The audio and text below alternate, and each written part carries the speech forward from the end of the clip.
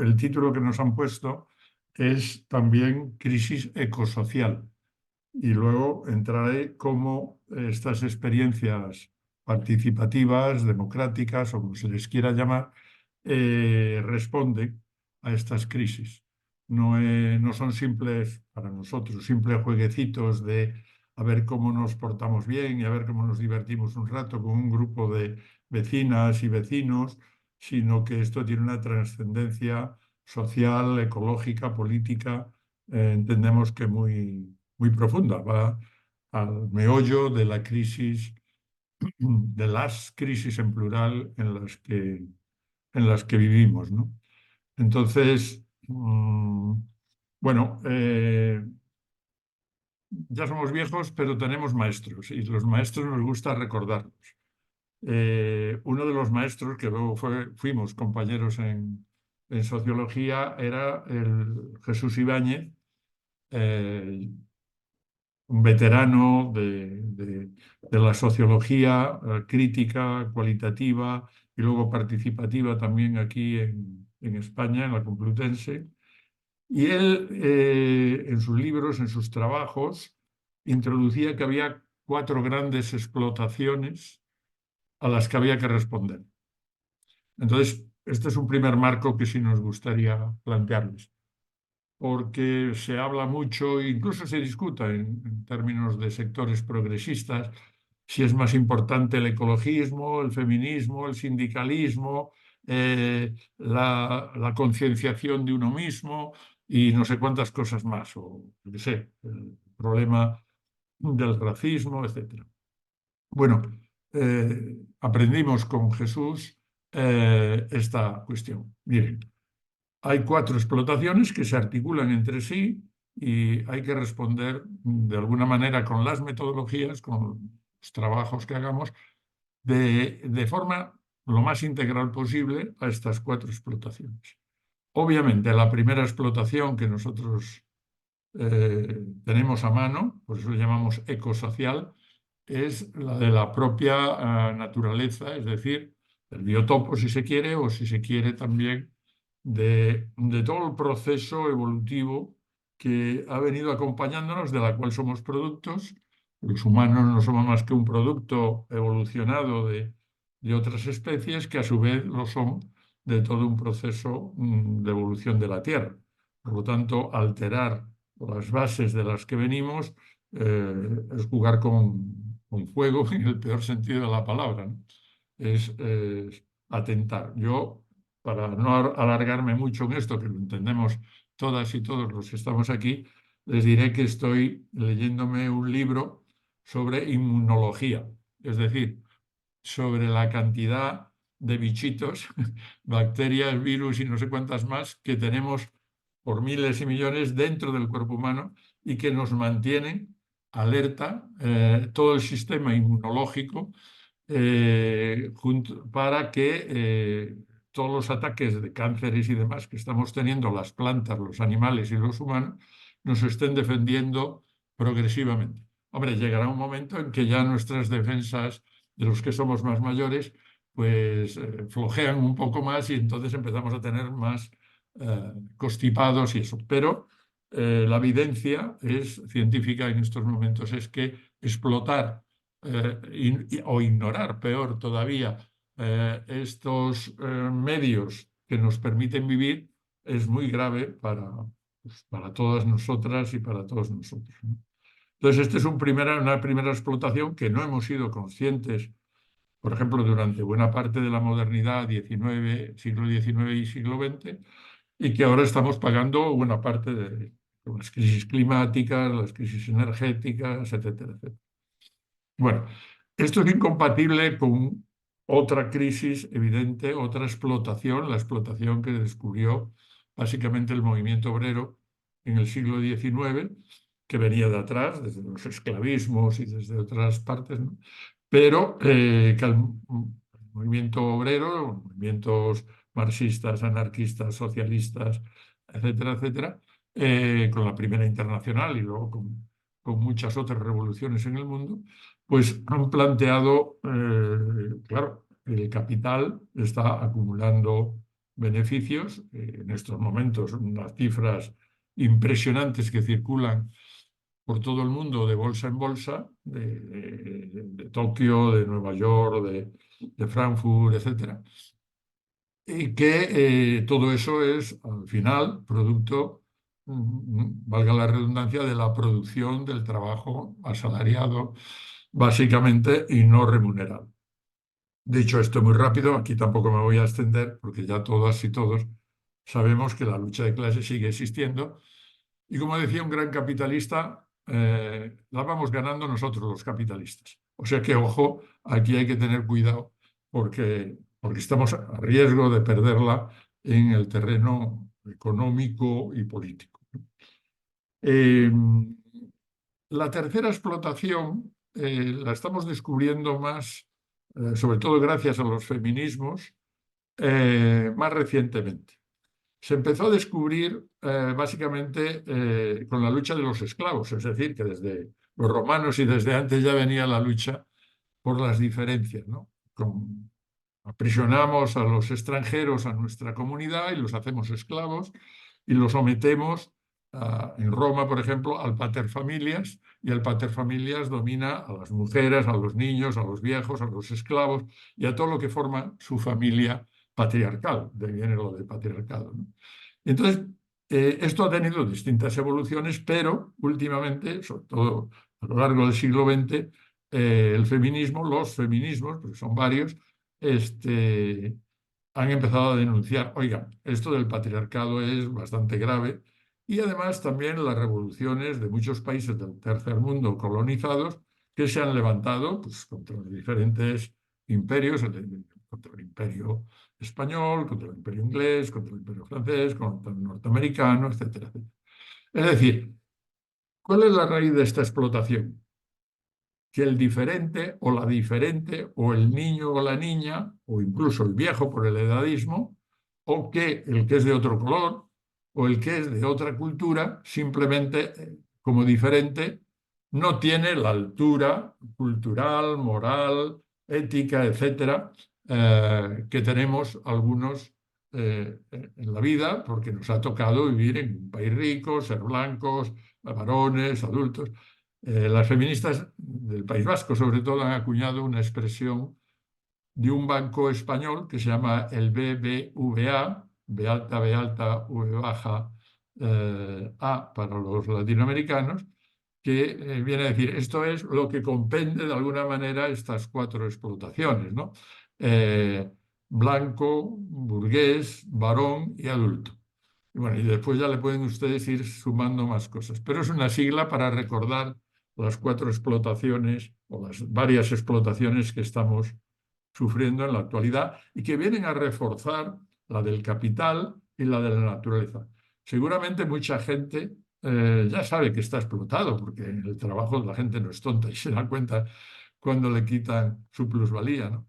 Y también se da cuenta del cambio climático, lo que están cambiando los ciclos de la naturaleza, etcétera. Pero esto otro, el elemento de la explotación diferencial, no es tan fácil, porque entran las emociones culturales y son educadas, además, estas emociones culturales desde la tierna infancia. La familia patriarcal, o el ser esclavo desde pequeñito, o ser campesino frente al urbano.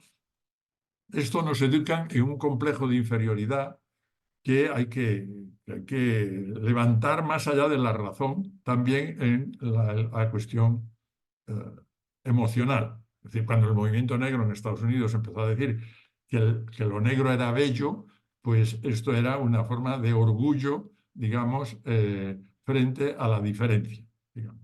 Bueno, no voy a insistir mucho más en esto, porque esto es solo una introducción. La cuarta explotación está menos trabajada en general, pero es importante. Es la explotación de uno mismo.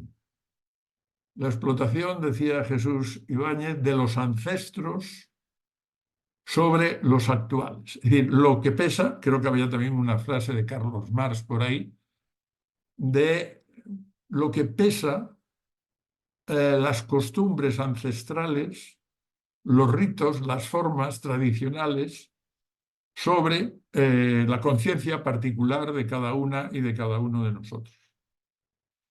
Y esto es muy importante.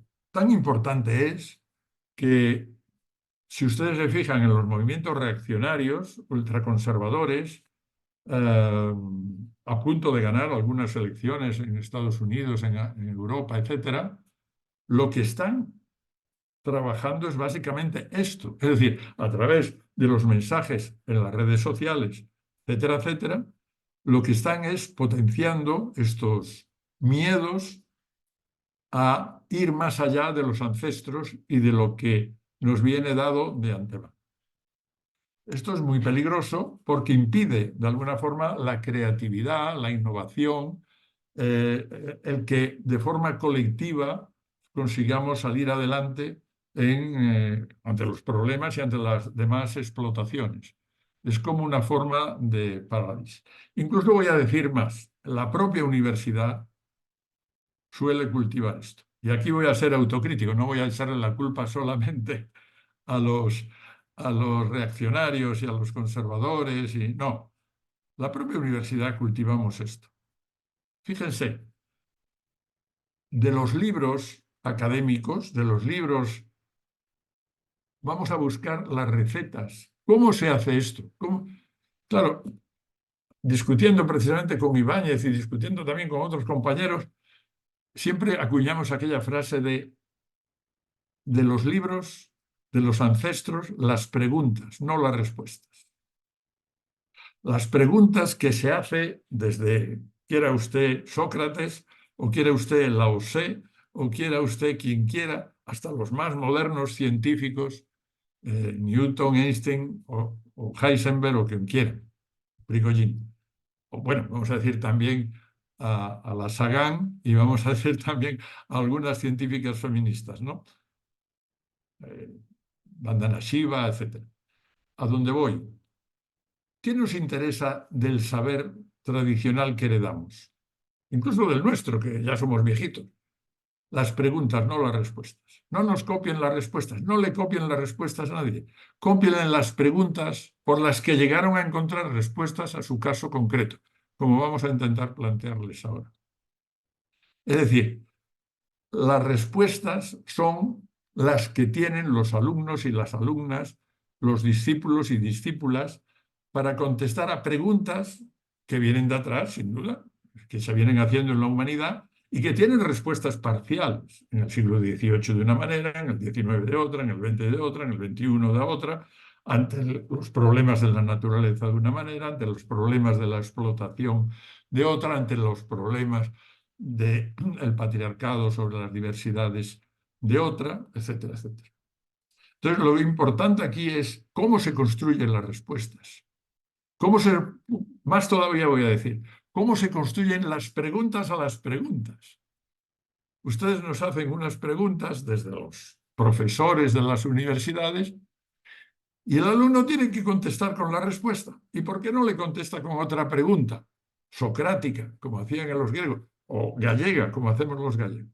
Contestar con una pregunta más inteligente, más profunda que la pregunta inicial, es avanzar en la ciencia, es avanzar en la humanidad, es avanzar en la creatividad, pero no la pregunta solo mía, sino la pregunta que construimos colectivamente. Un colectivo de alumnos, un colectivo de un barrio, un colectivo de un pueblo. Entonces, escuchar las preguntas que la gente se está haciendo más allá de las respuestas inmediatas es la clave de lo que estamos haciendo. Es decir, una encuesta hace preguntas cerradas y no permite que la gente se haga preguntas a sí misma, salvo la de decir, ¿qué tontería me están preguntando? Que también se hace muchas veces cuando la hacemos los profesores. Es decir, de alguna manera es importantísimo para ir más allá de la explotación de los ancestros, ser capaces de hacer preguntas co-creadoras, preguntas que construimos con otra gente, con otras personas que no tienen por qué saber mucho, solo tienen que saber hacer preguntas. Es decir, los campesinos de nuestro pueblo, los pescadores de nuestro mar, se hacen sus preguntas y son preguntas muy interesantes. Ahora mismo, la nueva corriente con que se le llama todo esto de la IAP, de la sociopraxis y tal, ahora le llaman ciencia ciudadana. Pues, ¿qué es la ciencia ciudadana? Pues que los científicos aprendan a escuchar las preguntas que se hace la gente ante esos avances científicos que nos están planteando los físicos, los químicos, los matemáticos, los ingenieros, los médicos y los agrícolas, quien sea. No sé, esta parte me parece especialmente importante porque no se le suele hacer hincapié y sin embargo tiene mucho que ver con el elemento didáctico. Bueno, me estoy enrollando mucho y Sí, Loli me creo que está a punto de gritarme. sí. Así que, pero si alguien quiere intervenir también es válido.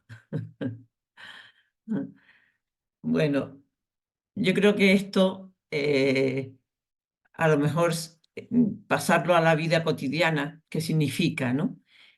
¿Qué hemos heredado para aterrizarlo en buscar otras formas de vivir, que es lo que los ejemplos que les vamos a comentar, ¿no?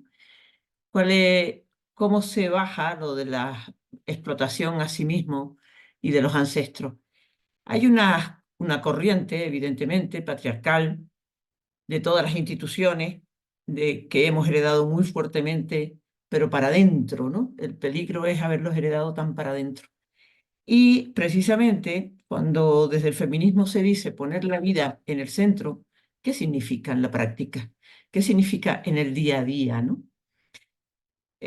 Para mí, quería compartir, a ver, lo de cómo que no nos preocupa que un altísimo porcentaje de la población actual está buscándose las formas de vida en unos trabajos que no les gustan, unos trabajos de explotación, pero también no solo económica, sino de explotación de horas, de días y de años de su vida, unos trabajos que consumen la vida, unos trabajos que requieren muchas horas de estar de mal humor, después llegar a unas casas donde se vive, donde no se gusta, unas ciudades ajenas, enemigas, diseñadas para un tipo de personas que no son unos diseños amables. Entonces, es una vida que hemos montado no amable, no cuidadosa. Vivimos en unas instituciones y todavía la universidad somos personas privilegiadas porque más o menos podemos hacer, tenemos bastantes límites donde movernos, pero exigimos que la gente se integre en esta sociedad donde las explotaciones son muy profundas. Y esto en el día a día, yo me voy siempre a las conversaciones que tengo diariamente con la gente, porque para aterrizarlo, ¿no? Las madres muy preocupadas porque tienen unos hijos adolescentes que no tienen fuerza de voluntad, que tienen que tener más esfuerzo. Todo el profesorado está histérico porque la gente no lee. Los, los padres de que los hijos no tienen ese esfuerzo para que sean alguien en la vida. O sea, esa vida cotidiana que está impregnada de dolor y no de vida, ¿cómo se cambia para poner una vida en el centro?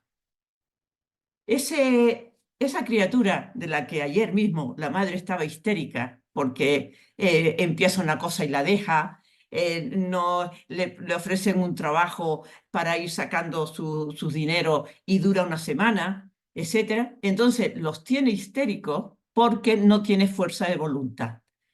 Bueno, mi reacción ahí fue decirle, pues mira, pues yo he llegado a jubilarme sin haber tenido en mi vida fuerza de voluntad. Nunca he tenido fuerza de voluntad. ¿Qué significa eso? Que he intentado vivir de la forma que más feliz me ha hecho. ¿Eso me ha llevado a dar cambios en la vida? Pues sí. ¿Que he leído lo que me ha dado la gana y cuando me cansa una cosa no he tenido nunca la fuerza de voluntad de terminar ni un artículo, ni un libro, ni nada que no me guste, de la que no esté aprendiendo, de lo que no me enganche? Entonces, ¿qué significa en el diario de nosotros, en la vida cotidiana, con nuestras familias, con nuestro alumnado, con nuestros vecinos, con nuestras experiencias cotidianas, poner la vida en el centro? ¿Cómo reaccionamos ante una persona adolescente que nos dice, o nos dice o no nos dice, sino que lo hace, que no aguanto este trabajo, no me gusta vivir aquí, no me gusta lo que me están dando en la vida, ¿no? Entonces, ¿qué les decimos? ¡Qué horror! Te tienes que acostumbrar porque yo también sufrí. Y entonces yo te quiero ver sufriendo, con un trabajo que no te guste, viviendo donde no te guste y leyendo tolmos que han escrito gente que no me gusta. Eso es horrible. ¿Qué estamos poniendo en el centro? El dolor, el sufrimiento. Entonces, ¿por qué no cambiamos ese auto sufrimiento por decir, ¿qué queremos? ¿Cómo podemos construir otra forma de compartir la vida y no el sufrimiento? ¿Por qué no podemos potenciar que la gente trabaje de otra manera? ¿O qué significa el trabajo? ¿Qué es el trabajo? ¿Qué es el trabajo y qué se potencia? Ayer estaba buscando datos para una historia que después les cuento, porque me parece importante, que el 65% del tiempo que las mujeres a nivel general dedicamos a los cuidados es el 65% de nuestro tiempo de trabajo. Los hombres, el 18%. ¿Vale? ¿Queremos perpetuar toda esta historia? ¿Qué queremos poner en el centro? Y después se nos llena la boca a hombres y a mujeres diciendo que queremos poner la vida en el centro. Y tenemos un desfase del 65 al 18% de poner la vida en el centro. Y es que además se nos va la olla inmediatamente. O sea, sí, yo me parece que cuidar la vida es muy importante, pero eso después. Pero ahora lo que hay que hacer es este trabajo y esto tal, y esto es lo importante. Entonces, lo de los cuidados y la importancia de la vida, la estamos aprendiendo, y unas personas más que otras, las estamos aprendiendo mentalmente, pero no en nuestro profundo, en nuestra barriga, en nuestra vida cotidiana, ¿no?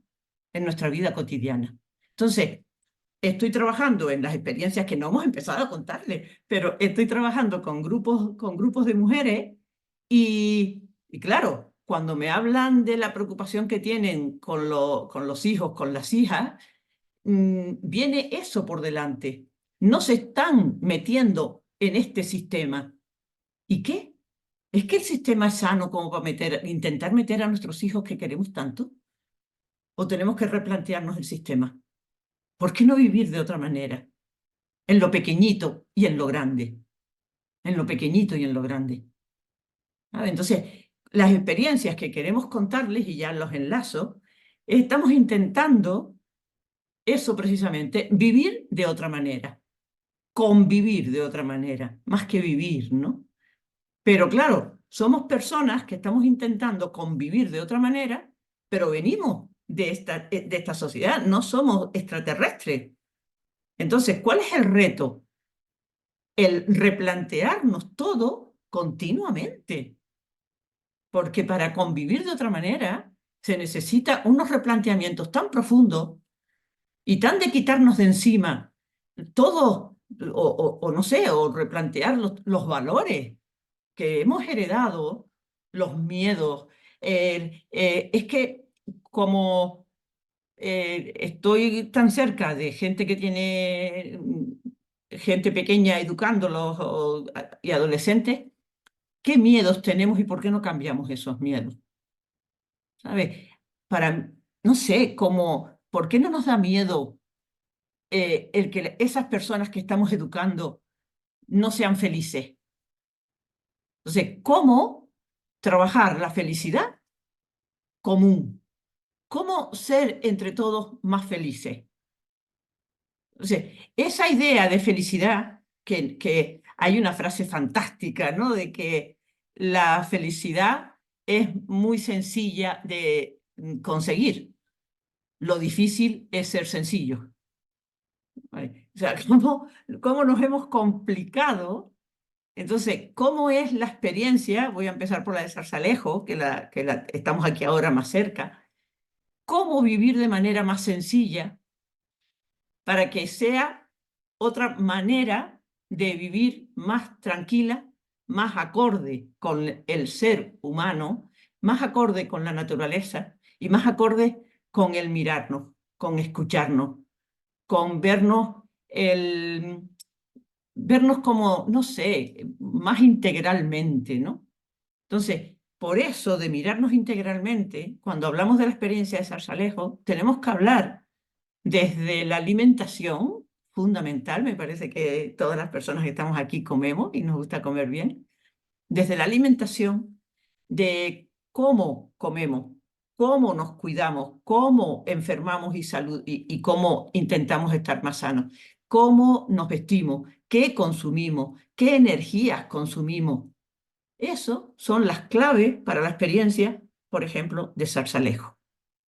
La explotación de la naturaleza, tratamos de darle alguna vuelta. Bueno, primero tengo que decir que eso de que Loli nunca se ha preocupado y no sé qué, estaba continuamente preocupada de los cuidados.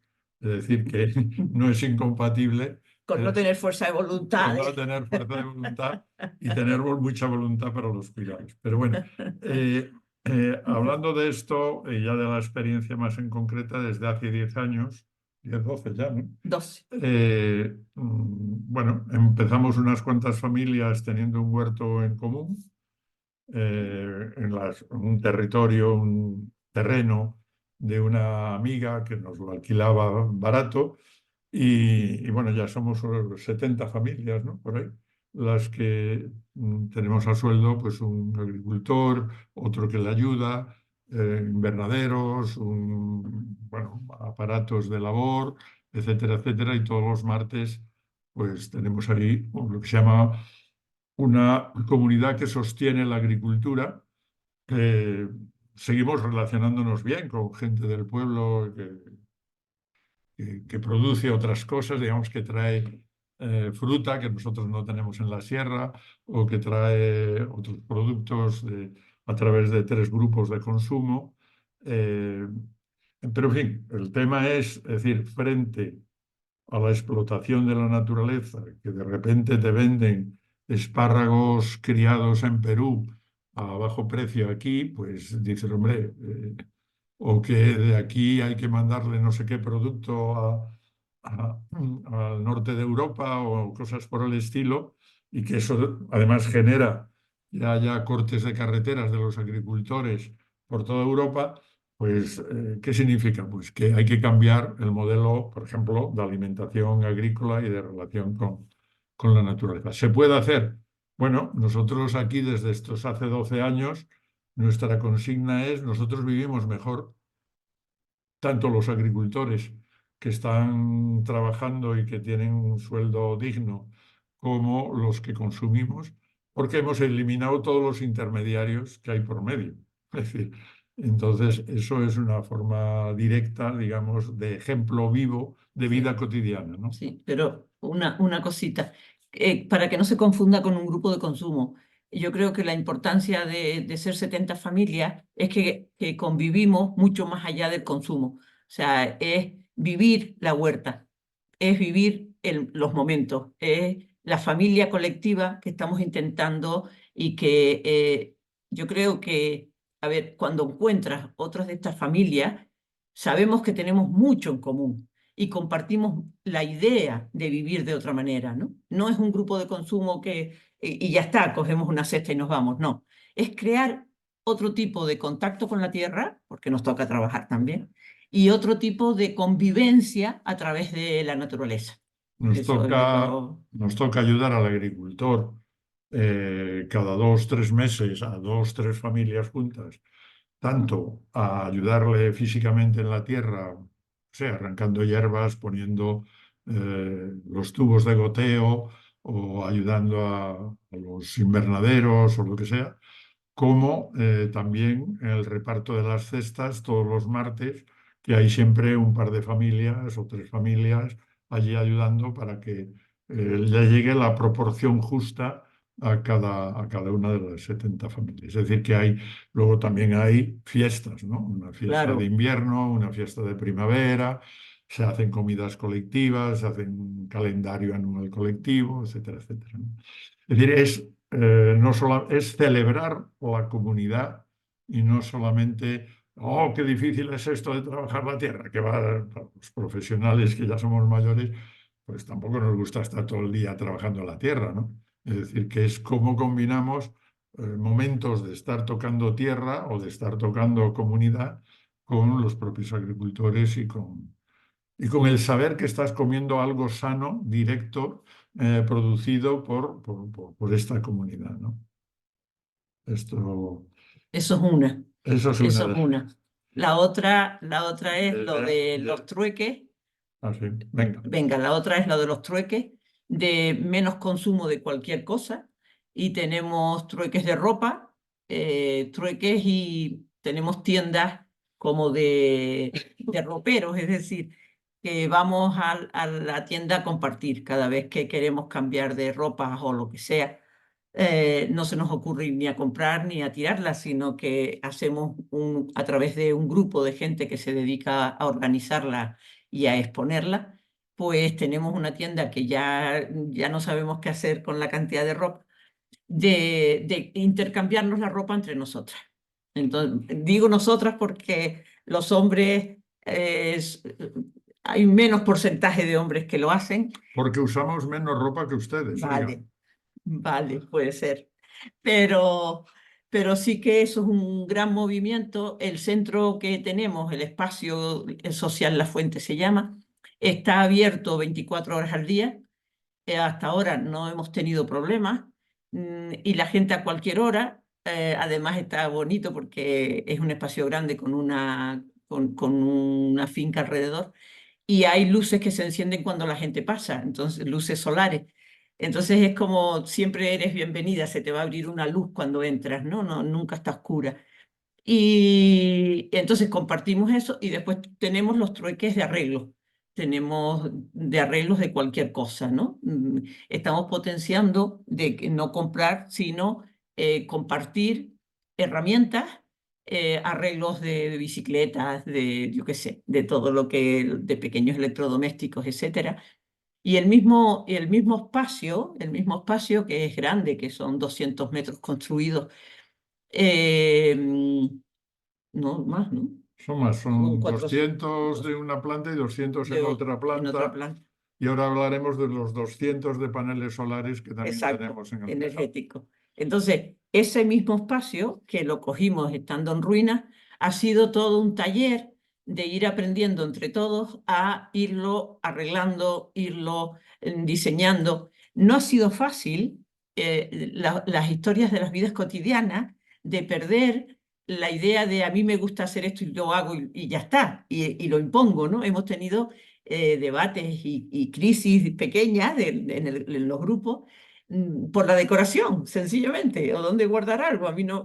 Entonces, porque cómo cambiar el yo lo pienso, yo lo decido, yo lo hago, al nosotros lo pensamos, nosotros lo hacemos y nosotros lo realizamos.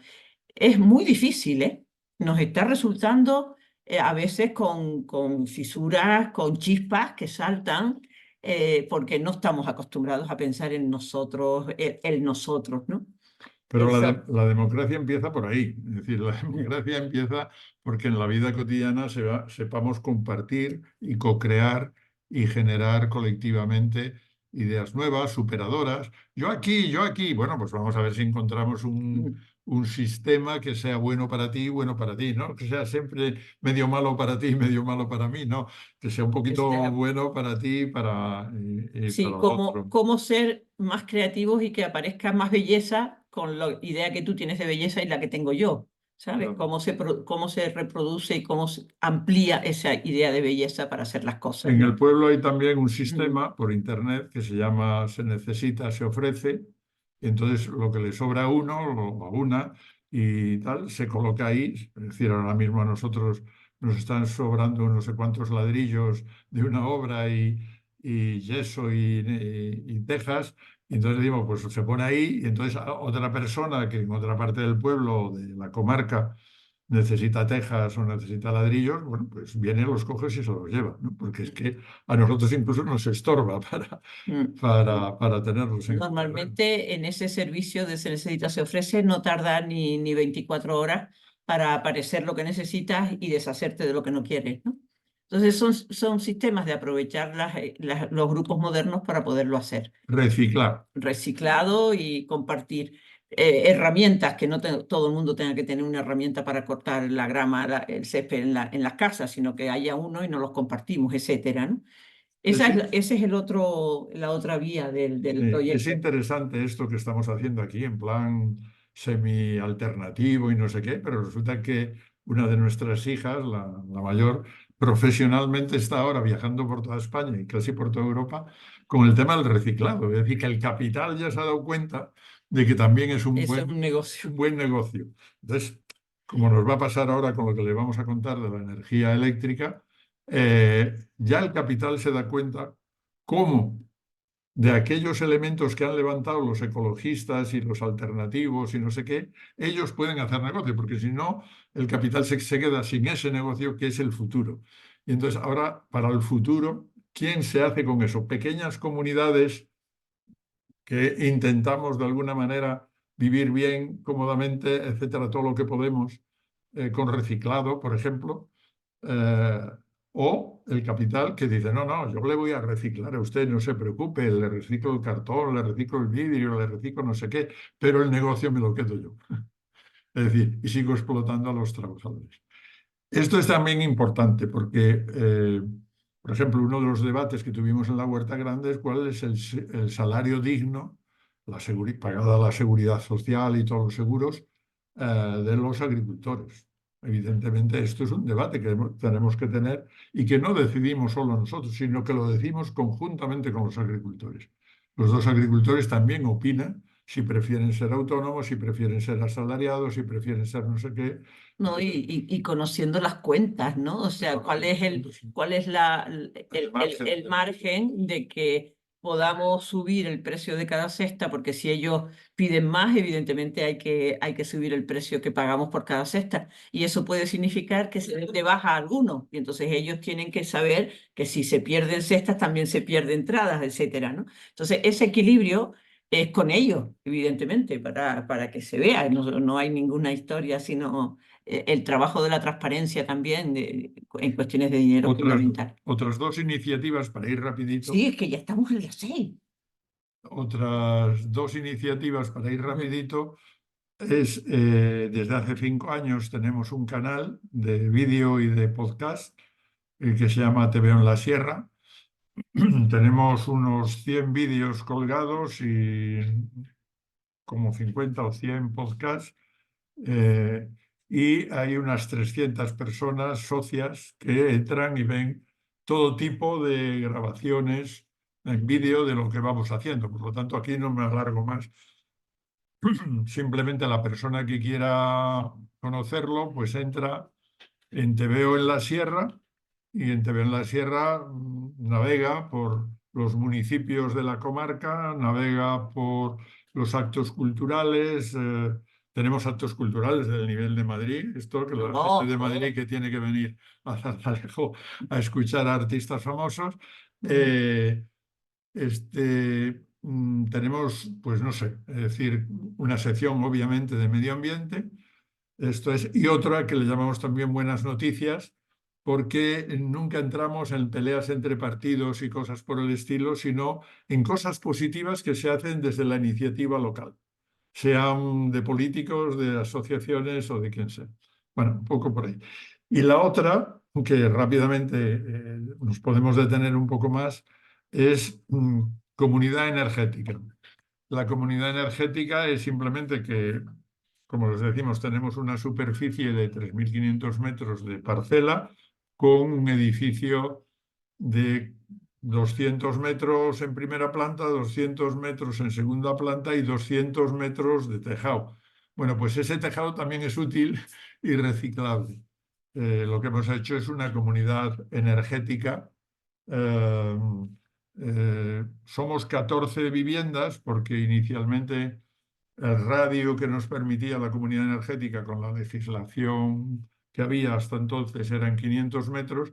Entonces son 14 viviendas en un radio de 500 metros que nos alimentamos de energía solar. La comunidad energética, por supuesto, tiene una serie de ayudas en el caso europeo para avanzar. Todavía nos han dicho que en 18 meses nos van a dar la subvención y hemos tenido que adelantar unos 3.000 y pico euros, pero a cada casa nos va a quedar al final en unos 1.000 y pico euros la inversión. Cuando la inversión normal en cualquier casa, digamos, que se pone por su cuenta paneles solares no en comunidad, pues puede ser 4.000 euros, 5.000 euros fácilmente. Eso por la parte económica, quiere decir que la inversión inicial ya es más barata que si cada uno se lo pone por su cuenta. Pero es que además, como compartimos energía, todo esto no hay que hacer ni cables ni cosas raras, sino todo esto se hace ya por Internet y te cobran la factura por Internet y te descuentan todas esas cosas por Internet. De tal manera que además sale más barato. A unos les saldrá al 50% el recibo de la luz y otros al 60 o al 70%. Eso ya depende de los consumos, obviamente, de cada. Pero de luego sale más barato y esto es un plan a 25 años. Es decir, que en principio hay una cierta seguridad de que en 25 años, si es que el mundo sigue siendo algo interesante para alguien, pues estas energías sustituirán con gran ventaja pues, todos los fósiles que estamos utilizando básicamente ahora. Tanto es así, por eso lo digo, que el capital ya lo aprendió y el capital es ahora quien lo está vendiendo a base de grandes superficies de suelo, grandes molinos en los montes más altos, etcétera. ¿Para qué? Para que la energía pase por sus redes y te la puedan cobrar a un precio 3 veces más que el kilovatio que nos sale a nosotros. Es decir, de hecho, el kilovatio que nosotros metemos en la red, eh,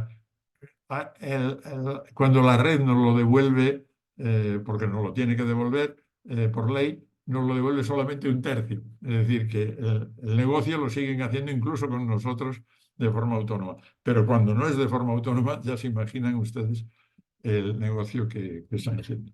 Vamos, No me vamos. enrollo más con eso porque uno de los factores no es solamente tener energía alternativa, sino crear comunidad también a partir de que somos autoproductores, no solamente somos consumidores, sino somos prosumidores, que se dice ahora, de alguna manera. Bueno, actividades culturales. Sí, eso iba a Empieza meterme. Loli con las mujeres marroquíes y con el mundo marroquí, con los chavales, el equipo de fútbol, que también Alicia sabe bastante de eso.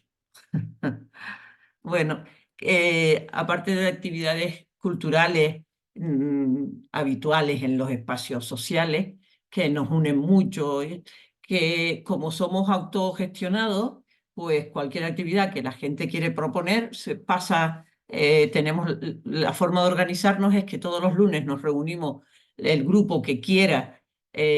Somos un grupo como de 10 personas más asiduas, llevamos eso, pero son reuniones abiertas los lunes a las 7 de la tarde para que cualquier persona que quiera proponer una actividad la propone ahí los lunes se decide.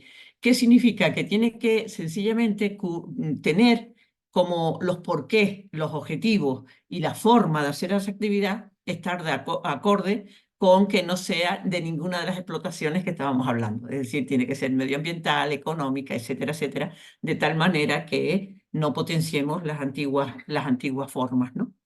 Esas son actividades culturales como más generales, desde salud, etcétera, ¿no? De todo, actividades de todo tipo.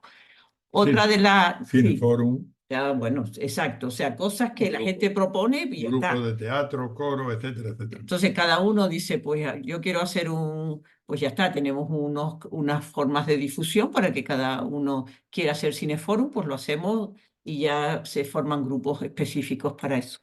Y la otra parte sería como el apoyo a familias que necesitan como, digamos, compartir más. Hay una preocupación, en este caso en concreto, de las familias marroquí, de origen marroquí, de que no son como demasiado, digamos, con facilidades para hacer una vida mezclada en el pueblo, por llamarla de alguna manera. No les es fácil mezclarse, no les es fácil. Y es curioso porque después cuando hablas con la gente más de origen español, te dicen, ay, qué comunidad más cerrada, es que están tan cerrados, ¿no? Y las dos partes dicen lo mismo, la otra parte está cerrada, ¿no? Bueno, pues entonces, ¿cómo se trabaja eso?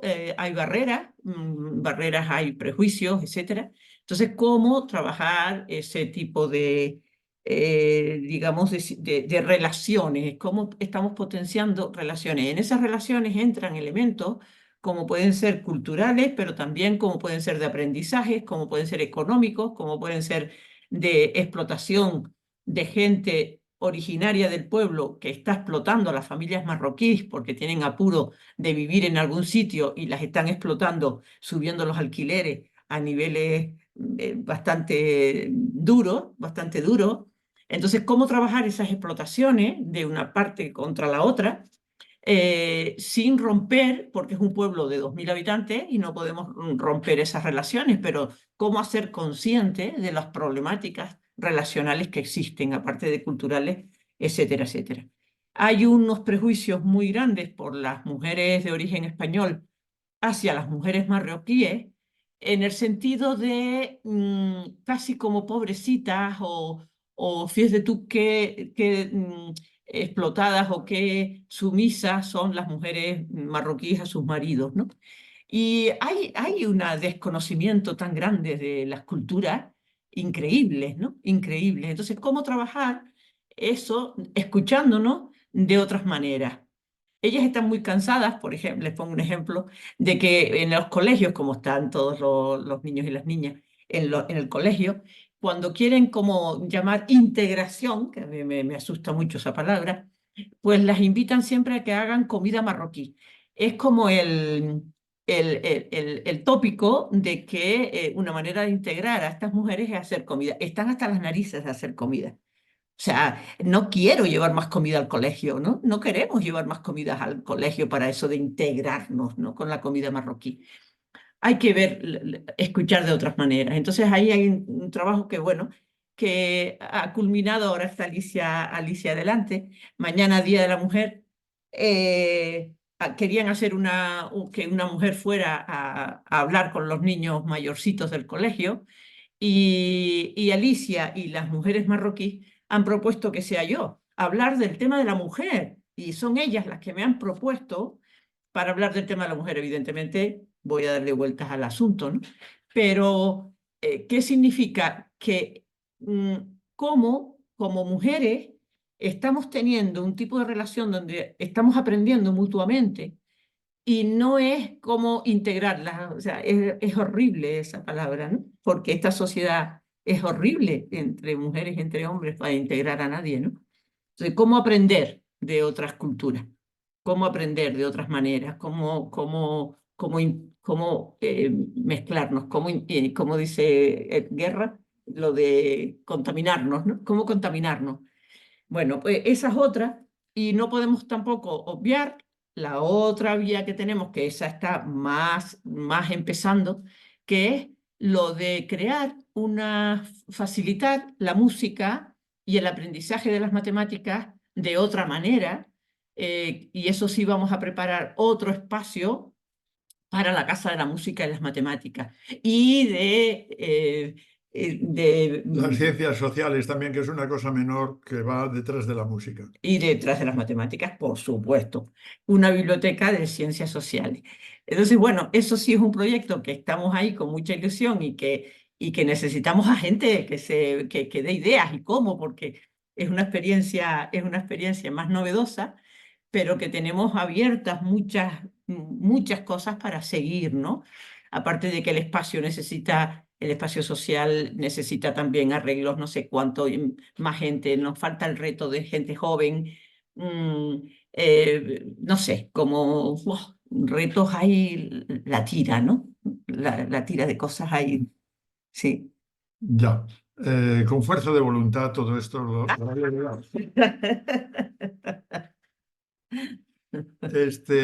A ver, yo quisiera que ustedes Vamos a pararnos ya, sí. y ustedes intervinieran, pero no hemos hablado del otro reto que nos había planteado Luis, que es la punta del Hidalgo, y de qué tiene que ver esto con la sociopraxis, si es que tiene algo que ver. Es decir, que entonces yo voy a, hasta y cuarto por lo menos, voy a intentar en 5 minutos decir las dos cosas, para no enrollarnos mucho. Y que tengamos por lo menos un cuarto de hora, el tiempo que queráis para poder hablar, ¿no? La Punta del Hidalgo es lo mismo, solo que es un pueblo pescador en donde nosotros pasamos unos meses, porque estamos jubilados, y en donde hay también unos grupos motores que están luchando allí por la defensa de la costa. Hemos conseguido ya que un paseo de 3 kilómetros que estaba muy maltratado por los automóviles y sea solamente ahora peatonal y de bicis y de paseo y de disfrute de la gente de toda la isla de Tenerife, en las Islas Canarias, y también que se vaya a reconvertir un espacio de una piscina y un club privado en un centro de educación ambiental. Y todo esto se ha hecho contando con la cofradía de pescadores, con la asociación de vecinos, con las asociaciones de surferos, con el colegio público del lugar, etcétera, etcétera. Quien quiera profundizar en esto, hay 2 vídeos o videos eh, que hemos grabado con la metodología más cercana a la sociopraxis, con todo lo que se ha hecho allí, con los grupos motores, y luego otro de cómo se promueve turismo comunitario frente al turismo masivo del sur de Tenerife o sea, frente al turismo de playa y borrachera, el turismo respetuoso con la naturaleza, que también lo hacen los alemanes y los europeos cuando se acercan a las Islas Canarias, si se facilita ese medio respetuoso para el medio ambiente, respetuoso para la gente e incluso económicamente más favorable para los lugareños, tanto pescadores como gente que vive de la restauración ahí. Vamos. Entonces, bueno, eso es lo mismo, pero en la costa, como lo hacemos en la sierra. Quiero decir que esto se puede hacer en muchos sitios. Y la otra cosa que tiene que ver esto con la sociopraxis.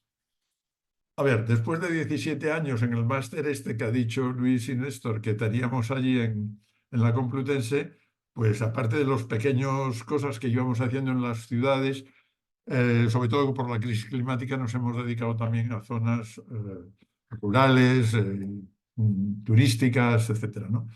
Y la sociopraxis, ¿cómo la hemos aplicado? Pues un poco, no con un contrato de alguna administración, aunque sí hemos aprovechado las administraciones, sino nosotras y nosotros de ciudadanos de a pie, eh, escuchando a la gente, vuelvo a conectar con lo que decíamos al principio de las preguntas de la gente, y desde ahí ir metiendo poco a poco la metodología, por ejemplo, hacer una línea del tiempo en el espacio público de la Punta del Hidalgo.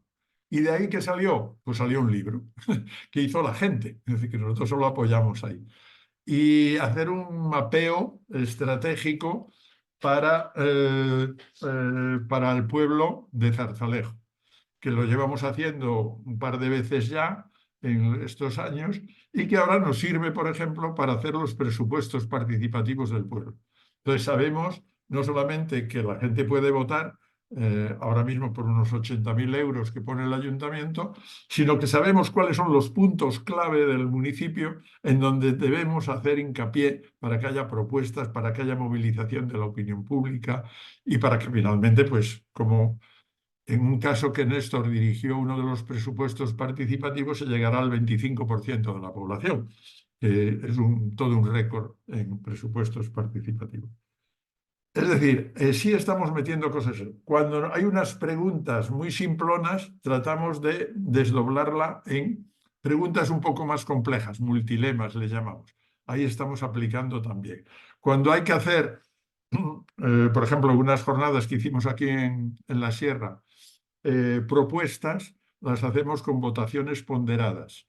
Y entonces, pues ahí la gente no vota por sí, sino que vota por todos los demás. Y resulta mucho más democrático y más creíble, porque primero se vota, o se puntúa, mejor dicho, porque no es una votación, se puntúan las propuestas de las demás personas y luego al final se elige quiénes son las personas que pueden mejor desarrollar esas propuestas.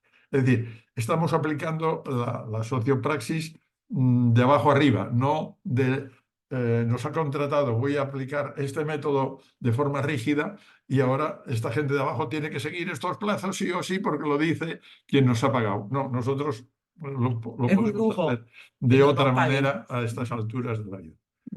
Y concluyo con una cosa que sí es importante. Tanto está dando éxito esto que también el capital nos está copiando, no a nosotros, está copiando un fenómeno mundial que se llama los procomunes. Y entonces le han puesto nombre ya y le llaman sociocracia. Entonces los libros de sociocracia, el último que yo estaba trabajando, ya va por la 8ª edición en castellano. Reorganizar las organizaciones, ¿no? Reorganizarse. De Frédéric Laloux. Bueno, lo leen ustedes y dicen lo mismo que nosotros, de autogestión de arriba para abajo, pero ¿al servicio de quién? Al servicio de los accionistas y del jefe de la empresa, del CEO. Entonces, no es que nosotros estemos innovando cosas tal, que sí que lo estamos innovando y creando, sino que también el capital se da cuenta de que esto es importante y que hay que meterse en ello. Claro, las universidades van muy por detrás de esto, los partidos políticos en general van muy por detrás de esto, incluso los movimientos sociales, sobre todo muchos dirigentes van por detrás.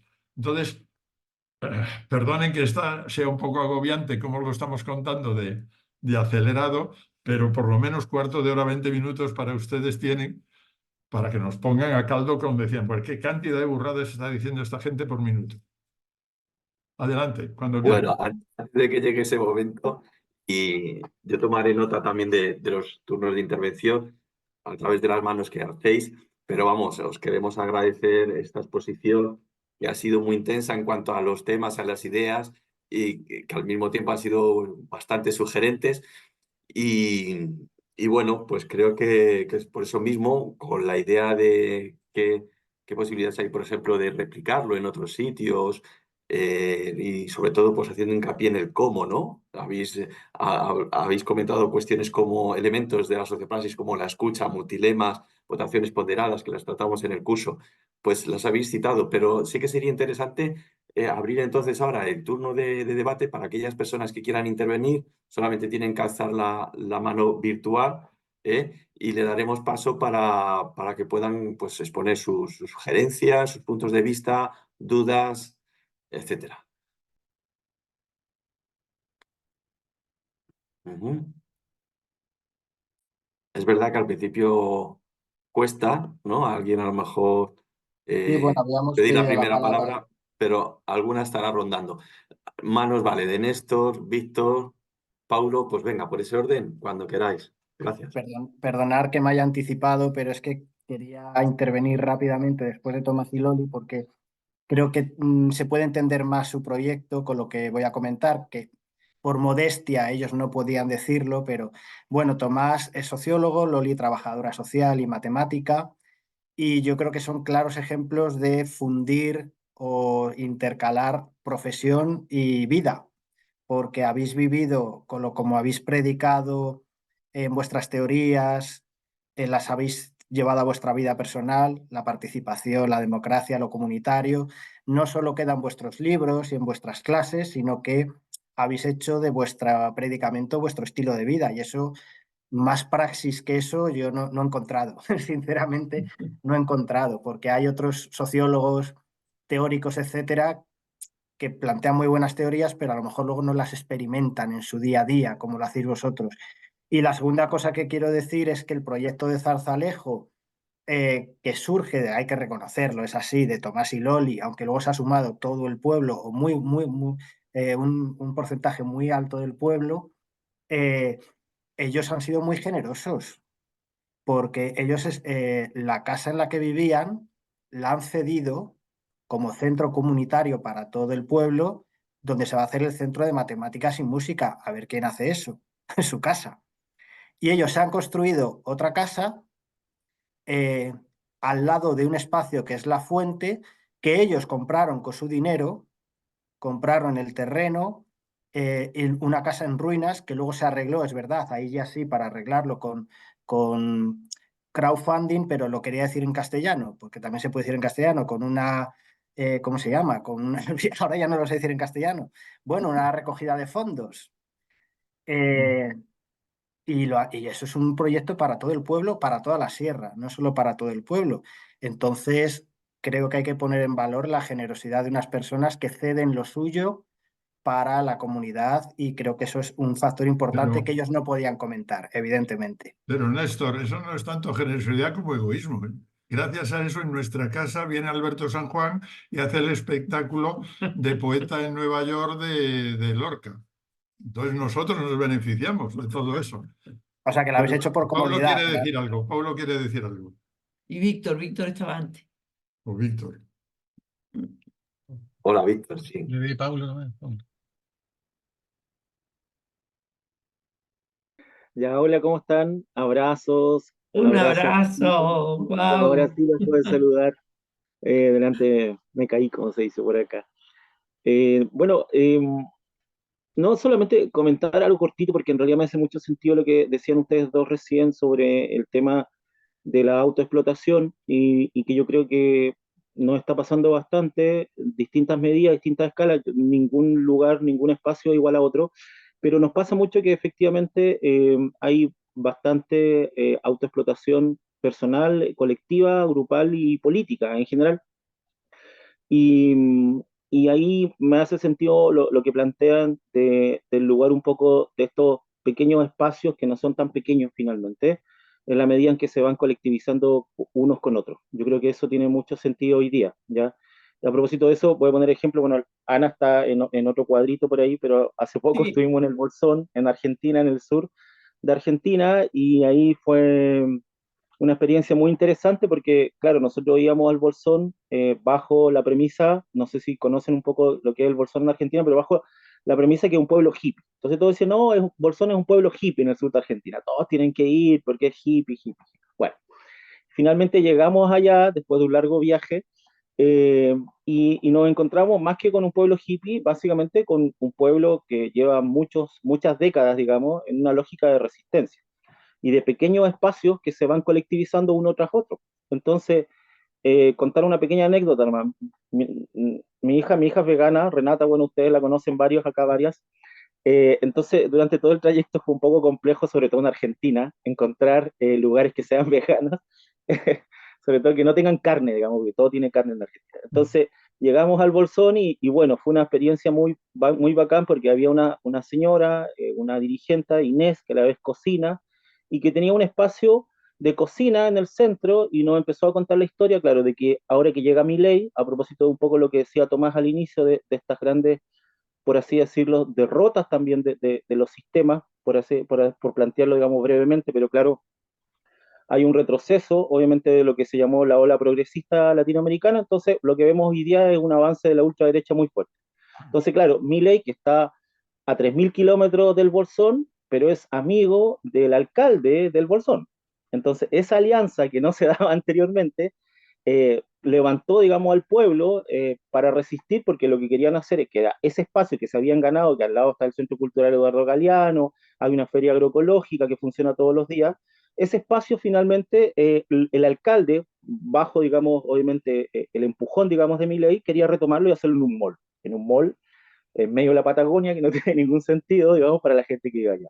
Pero ahí es donde se levanta este grupo de mujeres que habían formado una cooperativa, que agrupaban a 70, además, agroproductores y que lograban vender y finalmente contratando abogados logran dar una pequeña... Entonces, estas cosas que uno podría decir, ok, que son como pequeños espacios finalmente no son tan pequeños. Finalmente tiendo a pensar de que en la medida en que se agudizan las contradicciones, donde hay un gran avance en la ultraderecha, finalmente estas experiencias van a ir tomando cada vez más fuerza y van a ir articulando algo que en otros espacios se ha ido perdiendo. Eso quería comentar.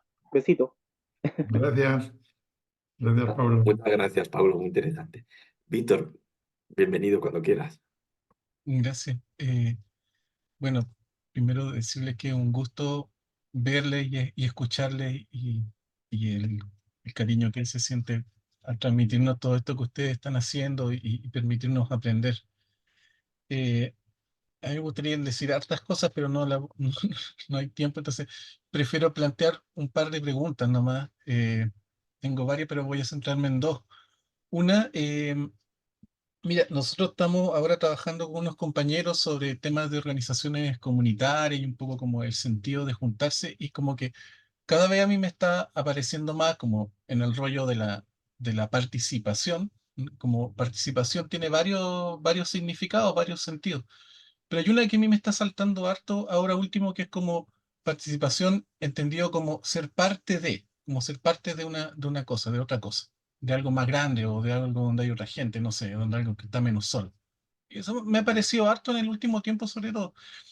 Entonces, ¿hasta qué punto como el hecho de juntarse, de pasarlo bien, aunque uno no solamente lo pasa bien, también lo pasa mal, también discute, y qué sé yo, hasta qué punto ese como disfrute interno es un motorcito que permite que estos procesos se continúen y que no se caigan tan rápido? ¿Qué tan importante es? Como me gustaría que nos contaran un poco de eso.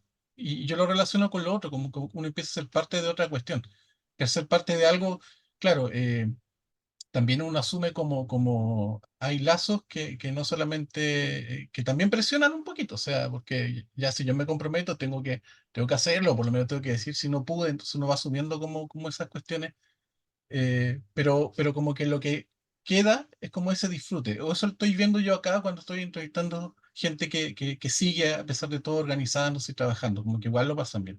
Eso una primera como pregunta, ¿qué papel tiene eso?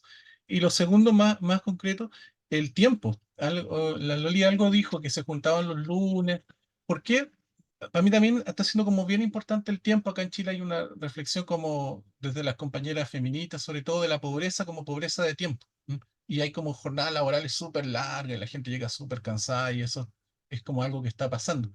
Entonces, como si nos podrían contar de la gente que está siendo parte de este proceso, cuánto tiempo ocupan y si es gente que tiene tiempo o es gente que está sacando tiempo de donde no tiene, como perfilar un poquito eso, eh, porque a mí me está dando ahora último vuelta que es como que cada vez más importante el tema y que cada vez nos agarran más por no dejarnos tiempo o acelerarnos para que tengamos menos tiempo. Entonces, esas dos como preguntas. Y gracias. ¿Alguien más? Muchas gracias, Víctor. Si os parece bien, Loli y Tomás, pues podéis responder a estas dos preguntas que plantea Víctor y luego si surge alguna otra pregunta en estos 5 o 10 minutos que nos queda de sesión, pues damos paso a otra persona. Yo le voy a dejar el tema del disfrute y con los grupos y eso a Loli, porque es una de las cosas que ella siempre define de un grupo motor, ¿no? Me voy a centrar un poco más en la cuestión del tiempo. Nosotros tenemos esas 10, 12, 15, 7 personas que nos reunimos los lunes. Buena parte somos jubilados, que es una fuerza nueva que está apareciendo en el mundo importante. En Kerala es la clave, además, en ese estado de 32 millones. Y gente parada también, que en sus ratos de no trabajo puede echar una mano. Pero lo importante no son estas 10 o 15 personas que nos juntamos los lunes. Lo importante es que estamos conectados con 10 grupos motores que no vienen los lunes. O sea, con 10 grupitos de personas que no tienen la visión de conjunto, o tienen la visión de conjunto, pero no están por coordinarse todos los lunes. sino que cada uno hace su actividad es decir, los del Cine Club lo hacen cuando lo del Cine Club, la gente que reparte las cestas de la huerta cuando le toca, el grupo motor, yo qué sé, de arreglar el cuarto donde se hace el trueque de ropa, pues tal, el grupo que hace malabares cuando hace malabares, el grupo, etcétera. Hay 10 grupos muy enfocados en es decir, con una idea general de algunas de dónde están y de las explotaciones y de superar esas explotaciones, pero con una vida cotidiana muy centrada en una tarea muy concreta. Solo algunos, que somos esos 7, 10, 15 que nos juntamos los lunes, es para poner un poco en coordinación todas esas tareas que hacen los demás grupos. Es decir, y eso creo que es la forma más democrática. Incluso para los cargos, porque hay 4 asociaciones formales con presidentes y tesoreros y todas esas cosas, pero todo eso lo hacemos también de una forma, llamémosle sociocrática, de que primero le preguntamos a la gente, ¿tú qué quieres hacer? Entonces hacemos un listado que es presidente, vicepresidente, secretario, tesorero, vocales y tal. Yo esto de ninguna manera. Esto si no queda más remedio. Y esto me gustaría. Entonces cada una de las personas se pone en esa ficha y luego es muy fácil organizar quién le toca hacer una cosa porque ya la gente está predispuesta a hacer una tarea. Pero vamos. A ver, los grupos, el fracaso de los grupos formales es que son muy aburridos. Las reuniones son aburridas. Entonces, la participación tiene únicamente 2 trucos: que sirva para algo y que no sea aburrida. Son las 2 únicas condiciones para la participación. Entonces, si la gente acude a algún sitio y saca algo en claro, sirve para algo, y nos movemos por dos instintos siempre, o por pasarlo bien o por aliviar un dolor. No nos movemos por otra cosa en la vida. Nos movemos porque algo nos duele y creemos que eso nos puede aliviar o porque es un disfrute. Entonces, ¿cómo hacer que esos grupos sean un alivio al dolor de la gente y sea un disfrute? Eso sí es un reto más profesional y más metodológico, porque estamos acostumbrados, empato con el principio, o sea, estamos acostumbrados a la fuerza de voluntad, al dolor, a tú estás aquí porque tienes que sacar la vida, el mundo para adelante y no sé qué, y eso aguantan los 3 carcas de toda la vida, ¿no? Pero si lo basamos en que estamos aquí porque tenemos que formar parte de algo que nos va a satisfacer, que cuando tengamos un apuro, porque si somos comunidad, cuando tengamos un apuro sabemos a quién acudir y nos alivia el dolor, entonces sí podemos aplicar tiempo de nuestra vida porque sabemos que nos va a salir beneficiado. Somos personas que salimos beneficiadas porque ese tiempo no es perdido, de nada que se dice, estoy perdiendo el tiempo o estoy empleando un tiempo que no tengo, fuera. Eso es que no es posible. Tiene que ser que ese tiempo siempre es la economía del tiempo. En el mundo rural, es importantísimo la economía del tiempo. La gente no tiene tiempo para otras historias. Pero si sabe que si emplea ese media hora le va a ser después más fácil otro tipo de tarea, evidentemente lo da. Si no, no. Entonces tenemos que tener muchísimo cuidado en que cuando queremos facilitarle a la gente mejor economía, esa mejor economía también sea del tiempo. Y eso, trabajando con mujeres, es fundamental. Fundamental. Mujer y rural, madre mía, cuando se le dice que tiene que ir a algún sitio. Tenemos que tener un cuidado que tiene que ser beneficiado por algo. Eso no tiene sentido ir a un sitio, aburrirse y no aprender a solucionar problemas concretos. Dos cositas. Una, celebrar. Por lo menos 2 veces al año hay que hacer celebraciones. Si son 3, mejor. Y comidas colectivas, otra cosa que no hemos dicho, lo de vernos, oye, es que yo tengo una comida que me ha sobrado mucho y hice mucho y estoy yo sola o somos 2, si la llevo a la fuente hay alguien más que va y ya está, nos ponemos en un grupo y aparecemos 6 familias o las que sean y compartimos. Eso es el motor de la fuente, es ese compartir. Y reuniones que no duren más de 1 hora y media. Por como cierto, esto, por ejemplo. bueno, ¿alguien más que quiera intervenir, que quiera decir algo? Vamos, nos estáis incitando ahora mismo a aplicar, ¿no? El lema de poner la vida en el centro y nada, y aprovechar lo que queda de tarde o de mañana o de media tarde. Entonces, yo creo que Yo nos... sí hay. Sí, Yo, adelante, ya, venga. bueno, hay muchas cosas, ¿no? Muchas cosas. Primero, la alegría de estar con gente con la que compartimos tanto. Y tantas cosas que incita, que motiva esto, ¿no? Lo que decía Néstor, las circunstancias que se dieron acá en Zarzalejo con la situación, con la gran generosidad de Tomás y Loli, es una cosa, ha sido un gran motor. Yo creo que sí, cada lugarcito tiene sus circunstancias, ¿no? Cada lugarcito, pero todo esto me hacía pensar también en lo que Tomás decía, estamos trabajando la sociopraxis de abajo para arriba. Y es que muchas veces, y la mayoría de veces, como nosotros todos que venimos del mundo académico, nos toca trabajar siempre de arriba para abajo y además desde una sola disciplina muchas veces, ¿no? Desde una sola disciplina y se complica, tanto nos complicamos que tenemos que, a veces nos vemos con otra disciplina y ese es el primer choque que se da entre eso antes de comenzar nada en ningún sitio. Y eso, ¿no? Tener que normalmente desde la academia partir de un objetivo preestablecido y a ver cómo se lo toman en el territorio, ¿no? Es muy, bueno, podemos hablar de la gran crisis de la universidad, ¿no? Relativo a todo eso, pero también podemos ver que, como decía Loli, ¿no? Desde lo cotidiano, que la cotidianidad también puede ser desde el lugar de trabajo, ¿no? Cómo podemos ir poniendo a la vida en medio y ir desde ahí haciendo la sociopraxis en lo cotidiano también, ¿no? En cómo nos ponemos de acuerdo en cómo nos cuidamos, en cómo vemos a la gente, en cómo nos escuchamos, en cómo ir viendo a ver si podemos ir haciendo cambios desde ahí.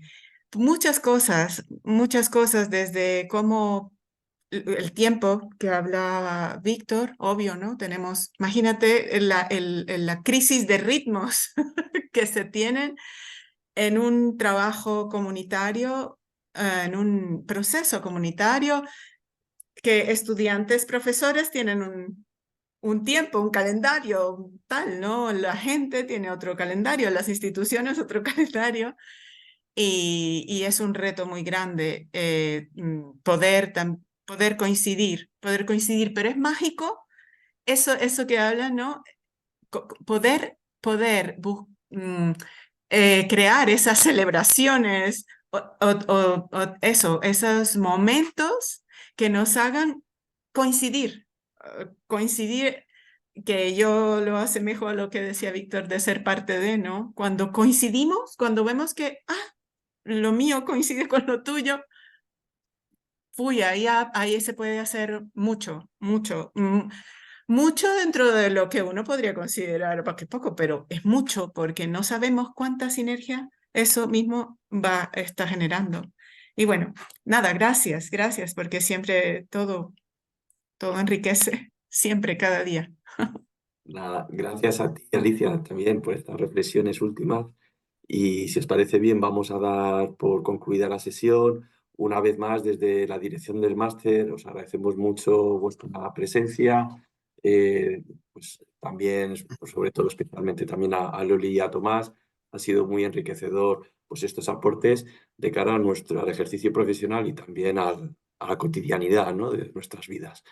Y bueno, pues un abrazo fuerte desde la dirección del máster y seguimos en contacto y esperamos en breve poderos anunciar la siguiente sesión de nuestro ciclo online, que será como siempre dentro de 2 meses. Un abrazo. Hasta luego.